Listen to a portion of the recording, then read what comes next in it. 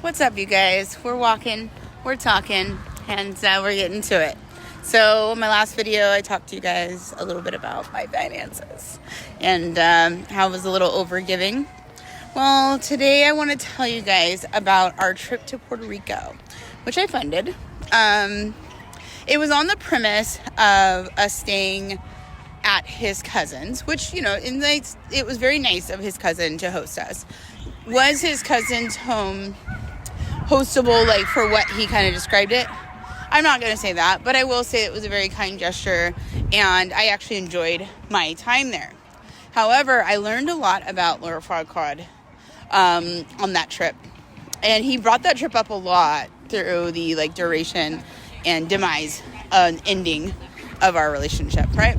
So, first issue is we get out there, and he was out of nowhere. He had already been handling custody things with his baby mama, number 3, and somehow as soon as we leave, he got summoned to be present in court that day, which was kind of crazy. So I don't know if I'm not sure how that all transpired or why that happened on the day we leave, but he spent a good amount of the first day and a half handling that, on the phone with the court, whatever. So he was sitting in the car, and so I was enjoying my time because he didn't want me kind of to be a part of that. So I was enjoying my time with his cousin and his cousin's friend, all platonically, but just I had spent all this money to come out here, and I'm I'm gonna at least enjoy this.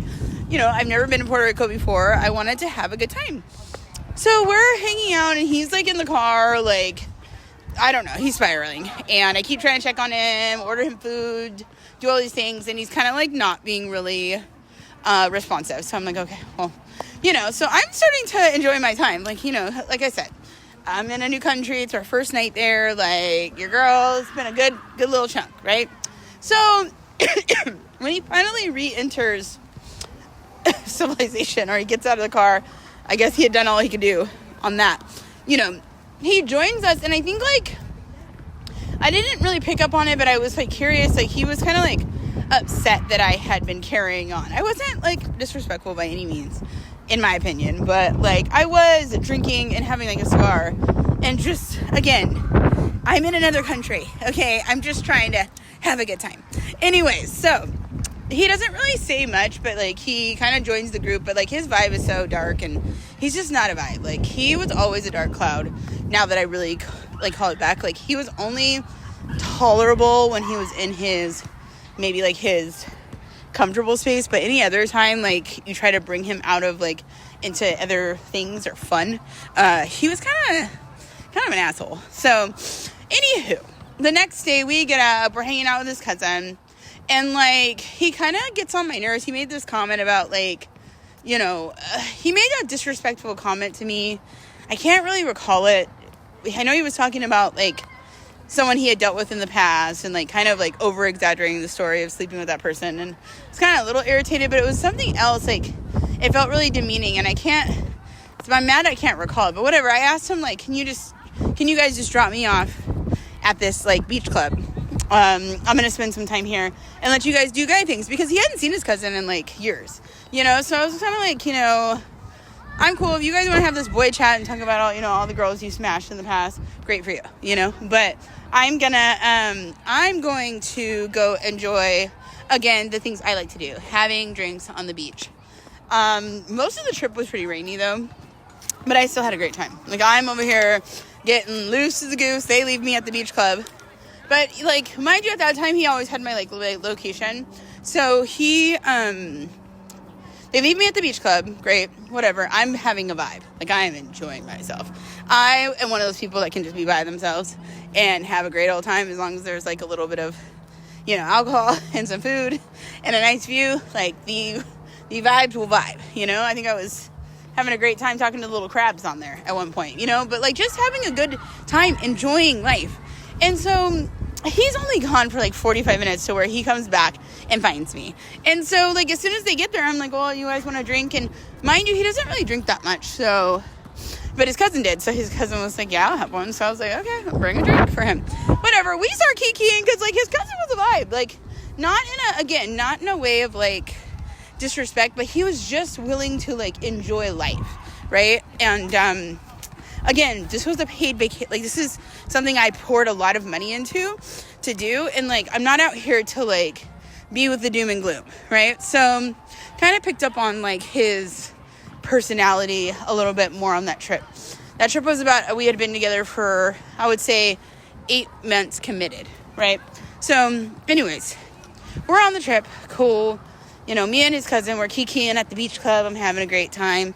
You know, I start telling his cousin, like, hey, have you ever read this book, The Alchemist? And he's like, no, I haven't. And I was like, oh, cool. Like, I'll send you one.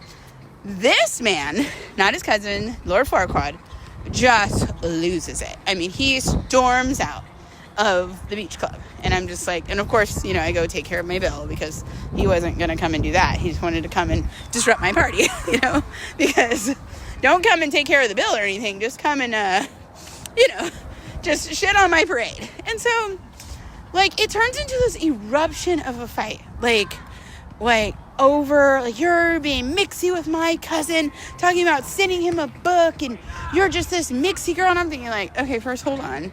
First of all, it was a book. But, you know, if it crossed your boundary, cool, let's talk about it. But he wants to go, like, ape shit, right? And then we go get the rental car, which I pay for again.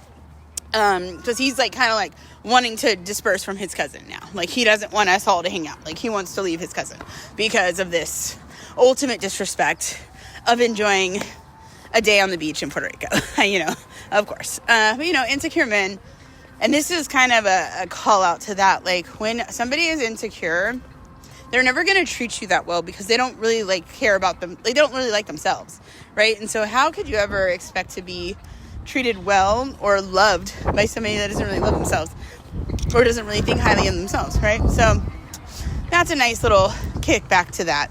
Now, okay, so we go to the rental car place, and I'm, of course, putting my credit card down, doing what I have to do, and he starts spazzing out again, like, fuck you, like, I did it, like, acting crazy in front of the rental car person. The rental car person was looking at me like, girl, do you want me to call the police? like, and this is the first time he had done that, and, like, I'm a really big perpetuant of arguing in private. I don't like to argue in front of the children. I don't like to argue in front of people. Like, yeah, we can get into it, but, like, we're gonna be by ourselves. And so, like, I didn't really like his lack of control in front of, like, someone else, like, in front of the worker or whatever, in front of his cousin, in front of a nice beach club. Like, he just didn't have a lot of class, in my opinion, and it really bothered me because it was something so small. So, you know, carry on. We ended up getting the rental car. Of course, he waits for me to pay for it, and, you know, is, like, ready to go and leave his cousin, of course, because that situation needs to be over, apparently. We ended up having a decent time after, but again, I had to shell out some more money. There was, like, waves of, like, a really nice moment, really great time. Like, one of my favorite, like, memories of the situation with him, you know, happened in Puerto Rico. Something I kind of held on to a lot. Some kind of upsetting moments where, you know, I just kind of felt like not really supported financially, not really, like, I felt like he was entitled to me treating him and doing all this.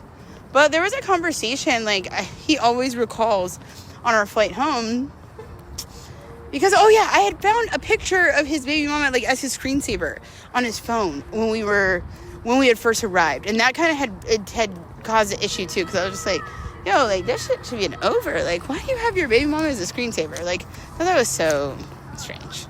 It was strange. But that man had a lot of strange things, and especially when it came to his ex. So I'm going to leave it there. I'm going to leave the story there, because I'll go into the end and what he kind of told me on that plane and what he kept calling back to, I guess, at the end of our relationship about, you know, what he felt like he told me on that plane ride. And for the life of me, I couldn't really recall it, but he recalled it for me. But I was just like, I didn't really think it was that deep, but I guess it was deep to him. So that's our story for today. I hope you guys are doing well. I've really appreciated your support. I really appreciated your comments, your stories. And yeah, thank you. Till the next time.